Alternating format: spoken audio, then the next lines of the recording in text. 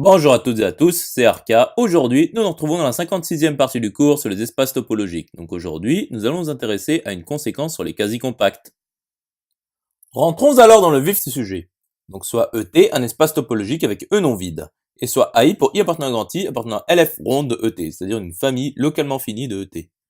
Donc démontrons que pour tout K appartenant à PE, BO ronde de KET implique que cardinal CK AI pour I appartenant à grand I appartient à N.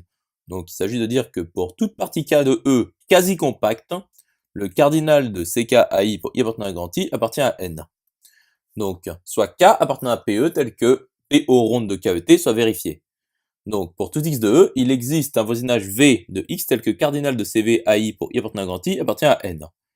Et donc pour tout X de K, il existe un voisinage V de X tel que cardinal de CV AI pour I appartenant à grand I appartient à N. Donc soit X appartenant à K quelconque. Donc il existe un voisinage V de X tel que cardinal de CV AI pour I appartenant à grand I appartient à N. Et donc il existe O appartenant à T tel que X appartient à O qui est inclus dans V. Et donc CO AI pour I appartenant à grand I est inclus dans CV AI pour I appartenant à grand I. Donc cardinal de CO AI pour I appartenant à grand I appartient à N et O appartient à V ronde X. Nous pouvons alors constituer la famille OX pour X appartenant à K appartenant à T puissance K tel que pour tout X de K, X appartient à OX et cardinal de COX AI pour I appartenant à grand I appartient à N. Continuons la démonstration. Donc K est inclus dans l'union pour X appartenant à K des OX. Or, BO ronde de KET est vérifié. Donc il existe grand J inclus dans K tel que cardinal de grand J appartient à une étoile et K est inclus dans l'union pour X appartenant à grand J des OX.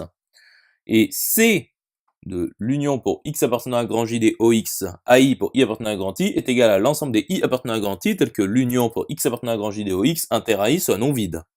Donc montrons que C de l'union pour X appartenant à grand J des OX, AI pour I appartenant à grand I est égal à l'union pour X appartenant à grand J des COX, AI pour I appartenant à grand I. Donc soit I appartenant à C de l'union pour X appartenant à grand J des OX, AI pour I appartenant à grand I quelconque. Donc ceci équivaut à l'union pour X appartenant à grand J des OX inter AI est non vide. Ce qui équivaut donc à l'union pour X appartenant à grand J des OX inter AI est non vide. Ce qui équivaut donc à il existe X appartenant à J tel que OX inter AI est non vide. Ce qui équivaut donc à il existe X appartenant à J tel que I appartient à COX AI pour I appartenant à grand I. Ce qui équivaut donc à I appartient à l'union pour X appartenant à grand J des COX AI pour I appartenant à grand I. Poursuivons la démonstration.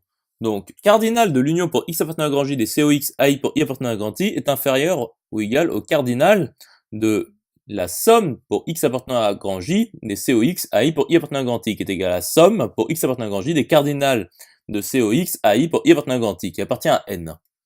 Donc, cardinal de l'union pour X appartenant à grand J des COX AI pour I appartenant à grand I appartient à N. C'est-à-dire le cardinal de C de l'union pour X appartenant à grand J des OX AI pour I appartenant à grand I appartient à N.